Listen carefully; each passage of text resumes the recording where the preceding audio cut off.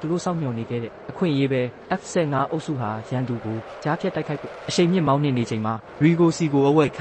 ထိန်းချုပ်ရေးစခန်းကအရေးပေါ်သတင်းတစ်ခုရောက်လာခဲ့တဲ့ဟိတ်ကောင်ရန်သူနှစ်ဖွဲ့တွေ့ရှိထားတယ်ကွတစ်ဖွဲ့ကမိုင်35အကွာနောက်တစ်ဖွဲ့ကမိုင်65အကွာမှာရှိနေတဲ့တာကြီးအဒါနဲ့ Rigo ဟာအနေရဲ့အကြီးဆုံးပြစ်မှတ်ကိုရွေးချယ်လိုက်ပြီးတိုက်ခိုက်ဖို့ဦးတည်လှည့်လိုက်တယ်ခဏအကြာမှာ F-15 ရဲ့ရေဒါမျက်နှာပြင်ပေါ်မှာရန်သူရဲ့အချက်ပြမှုပေါ်လာခဲ့တယ်ဗျဒါပေမဲ့အဲ့ဒီသတိပေးချက်ကတခုတည်းမဟုတ်ခဲ့ဘူးနောက်ထပ်မျက်နှာပြင်တစ်ခုပေါ်မှာ Mike 29ဆိုတဲ့အချက်ပြမှုပေါ်လာတယ်အဲ့ဒါကရန်သူရေဒါဟာသူတို့ကိုချိန်ရွယ်ထားပြီဆိုတဲ့အဓိပ္ပာယ်ပဲဟာသူတို့ငါတို့ကိုတွေ့သွားပြီအခုချိန်မှာတော့နှစ်ဖက်စလုံးတိုက်ပွဲအတွက်အသင့်ဖြစ်နေကြပြီအတန်ထက်မြန်တဲ့အမြန်နှုံးနဲ့စတုထမျိုးဆက်တိုက်လေရင်တွေဟာတစ်ဖက်နဲ့တစ်ဖက်စီတမ်းမတ်စွာနဲ့ပြေးဝင်လာနေကြတယ်ရီကိုကအင်း9ဆာဘယ်ယိုဒုံးကြီးကိုအသင့်ပြင်လိုက်တယ်ဗျဒါပေမဲ့လည်းအီရက်လေရင်မှုတွေမှာလည်းသူတို့ရဲ့အစီအစဉ်ရှိနေခဲ့တယ်သူတို့ဟာမြေပြင်နဲ့အလွန်နီးကပ်တဲ့အနှိမ့်အမြင့်အထိနှုတ်ဆင်းသွားပြီးမြေပြင်နှောက်ယှက်တွေကိုအသုံးချကရေဒါကနေပျောက်ကွယ်ဖို့စူးစမ်းခဲ့ကြတာပေါ့ဒါပေမဲ့သူတို့မသိခဲ့တာတခုရှိနေသေးတယ်အဲ့ဒါကဘာလဲဆိုတော့ကိုသိချင်ရင်တတိယပိုင်းပတ်သီးမှာဆက်လက်ပြီးကြည့်ရှုအားပေးကြပါဦးတားကြီးတို့ရေ